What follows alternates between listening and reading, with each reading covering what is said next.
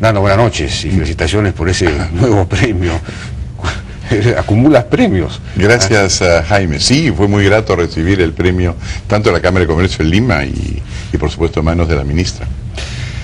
Bueno, acabamos de, digamos, terminar se ha producido ya el desenlace de este bloqueo que duró 6 días de la carretera Panamericana Sur, ¿no es cierto? Parte de la provincia de Islay, y sobre todo un poblado, Cocachacra, agricultores del Valle de Tambo, que sin embargo no son pobres, no son absolutamente, no son comunidades campesinas. Se levantaron por este asunto de contra la minera Tía María. Pero antes fue Inambari, antes fue Chala, bueno, Bagua es un poco, fue el cataclismo mayor. ¿Qué hay, digamos, en todos estos casos podemos observar que hay una cierta disputa por los recursos, particularmente por el agua o por la tierra, ¿no es cierto? O una resistencia a inversiones que puedan significar una afectación de esos recursos, más o menos esto alentado ideológicamente, políticamente por otros sectores, pero hay una disputa, el país está creciendo, hay sectores que se están incorporando al mercado y que están disputando con otros que quieren invertir también en las mismas zonas. Hay algo de eso. ¿Cuáles, a tu juicio, las causas de esto? ¿Hay elementos comunes en estos conflictos? ¿Cómo ves este asunto? Bueno, yo he estado tratando de reflexionar sobre eso porque he notado la misma cosa que tú, que se producen cada vez más y más estos conflictos sociales, o por lo menos son más evidentes. Tengo la impresión que por lo menos hay 2 factores de por medio. Uno, que cada vez que se producen, entre el Estado a resolver, y me parece muy bien que lo haga, y pone estas mesas de negociación. Entonces, la primera característica, por supuesto, de la mesa es que es temporal. La otra característica de la mesa es que la autoridad o el gobierno se despoja de su autoridad, ¿no? Porque la idea de la mesa es, estamos aquí de igual a igual.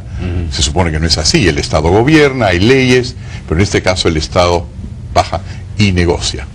Entonces eso parecería indicar que efectivamente pues son 2 instituciones distintas, con 2 normas distintas, y que se trata ahora de transar entre la norma formal y la norma informal. En otras palabras, lo que tienen todos estos en común es su informalidad.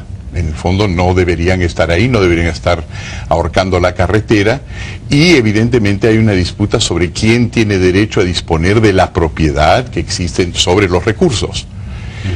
Eso es un aspecto. El otro aspecto, por supuesto, está en que cada vez más y más va a aumentar el interés internacional y nacional en los recursos. No ha habido mucha inversión en el Perú, pero no es distinto de la inversión que ha habido en otros países, y por lo tanto lo que está ocurriendo es que a medida que la crisis en Occidente aumenta y para combatirla, los gobiernos han tenido programas de estímulo que han incrementado la cantidad de dinero que hay en el mercado internacional. Este dinero está yendo a los países del tercer mundo buscando dónde afianzarse frente a una crisis que no termina en Occidente. Bueno, mencionabas este asunto de que habrían prácticamente 2 institucionalidades, dos sistemas de normas, una formal, y en la práctica la manera de resolver estos temas funciona de manera informal. Estas mesas de diálogo son temporales, no están establecidas, no forman parte de la institucionalidad